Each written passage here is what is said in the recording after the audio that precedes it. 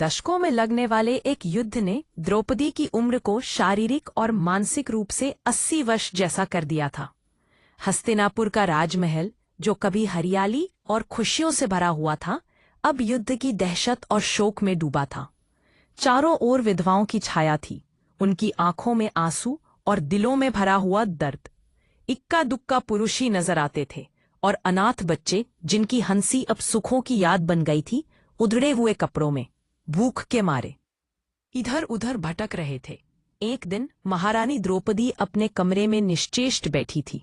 उसकी आंखें खाली थीं, जैसे उसने जीवन की सारी चमक खो दी हो। तभी श्रीकृष्ण उस रोशनी के जैसे कमरे में दाखिल हुए। द्रौपदी जैसे ही कृष्ण को देखती है, अपने सारे दुख दर्द को भूलकर दौड़कर उनके गले लग जाती है। श्रीकृष्ण उसके सिर को प्यार से सहलाते हैं और द्रौपदी के आंसू उसके दिल के भारी बोझ को हल्का करने लगते हैं। उन्होंने उसे समीप के पलंग पर बैठाया, जैसे वह उसे एक सुरक्षित स्थान पर ले जाना चाहते हो। यह क्या हो गया सखा? ऐसा तो मैंने नहीं सोचा था, द्रौपदी ने आंसुओं से भरी आंखों से कहा। श्री कृष्ण अपनी गहरी आवाज में बोले, नियति बहुत क्रूर होती है पांचाली। ये हमारे सोचने के अनुरूप नहीं चलती। हमारे कर्मों के परिणाम हमें कभी कभी बर्बाद कर देते हैं। तुम प्रतिशोध लेना चाहती थी और तुम सफल हुई। दुर्योधन और दुशासन ही नहीं, बल्कि सारे कौरव समाप्त हो गए। तुम्हें तो प्रसन्न होना चाहिए। द्रौपदी ने क्रोध में भरा स्वर में कहा। सखा, तुम मेरे घावों को सहलाने आए हो या उन पर नमक छिड़कने के लिए? द्रौपदी, कृष्ण ने कहा, मैं तो तुम्हें वास्तविकता से अवगत कराने के लिए आया हूं। हमारे कर्मों के परिणाम को हम दूर तक नहीं देख पाते हैं। जब वे समक्ष होते हैं तो हमारे हाथ में कुछ नहीं रहता।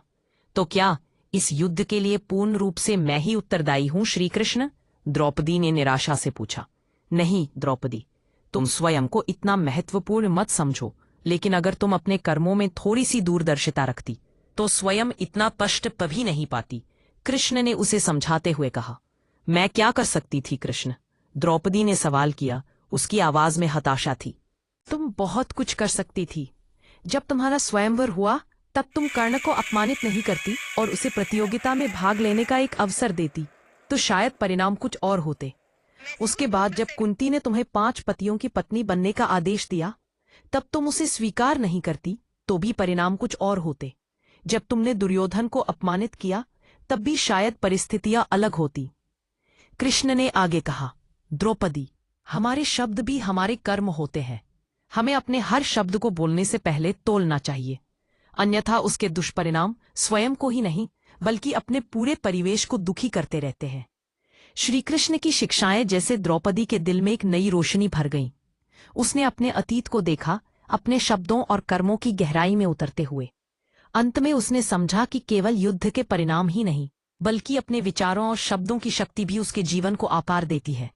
इस नए ज्ञान के साथ द्रौपदी ने अपने अतीत को समझा और अपने भविष्य की ओर एक नई दृष्टि से देखने का निर्णय लिया।